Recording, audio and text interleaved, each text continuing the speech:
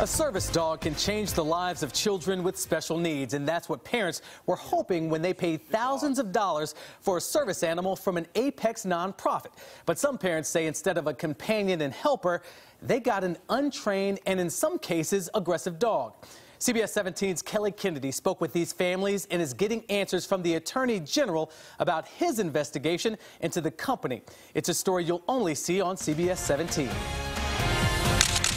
This North Carolina mom says her 11-year-old daughter with autism hasn't been the same ever since they purchased a service dog from Apex nonprofit Rycon. She barely sees the sunshine. She is not herself. I haven't had a hug since Mother's Day 2017. That's what it's done to our family. Rycon Service Dogs is owned by Mark Mathis. I introduced you to him back in 2017. He says he has a son on the autism spectrum and thought training a service dog could be a way to help him. Parents just kept approaching and asking if we would do a dog for them. I'm an engineer by trade, and I can tell you I don't get the same kind of job satisfaction from, the technical side of the fence as I do from working with these wonderful families. Fast forward almost 2 years later, and Rycon is closing up shop. This after dozens of parents have filed complaints with the Attorney General's office and even sued Mathis. Rachel Cummings spent thousands of dollars on one of these dogs for her daughter. She says it was completely untrained. She wouldn't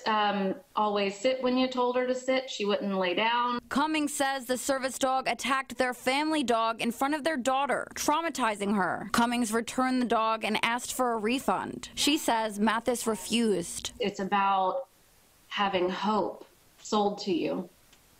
It's about believing your life can be better and spending a year when you're a 10-year-old little girl going to sleep every night with a picture of that hope sitting beside your bed and saying, there's only 6 more months till I get my service dog. That means in 6 months, I'll have friends. That means in 6 months, my life will be better than it is today. I can make it. And then for that to all come crashing down. Christian Poirier's son Daniel is also 11 years old. He's autistic and nonverbal. We started looking into getting a service dog for him because he's getting bigger and faster, and I'm getting older and older.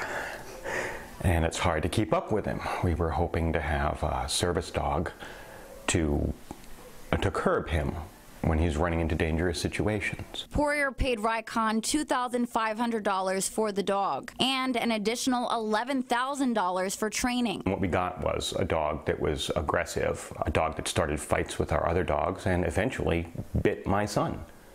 And none of that sounds like a service dog. Once the dog attacked his son, Poirier returned it to Mathis and asked for a full refund. He says Mathis refused. So he took him to small claims court and won. But Mathis appealed and then filed for bankruptcy, putting a freeze on any of the small claims suits against him. If you could give Mark Mathis a message or anything you want to tell him, what would it be? I believe that there will be justice for all this.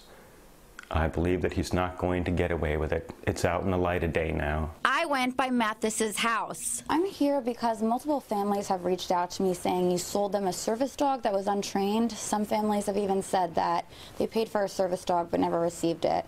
I want to see if we could get your side of things. I don't have any comment for you this time. I've learned 41 families from across the country have filed complaints with the Attorney General's office. The families claiming they paid thousands for dogs that were not trained properly. Some families even claim they paid more than $13,000 for a service dog and never even received it. They're sold a bill of goods, $14,000, $15,000, that this dog is going to transform their child's life, and it doesn't. It's not house trained. It's not trained as a service animal.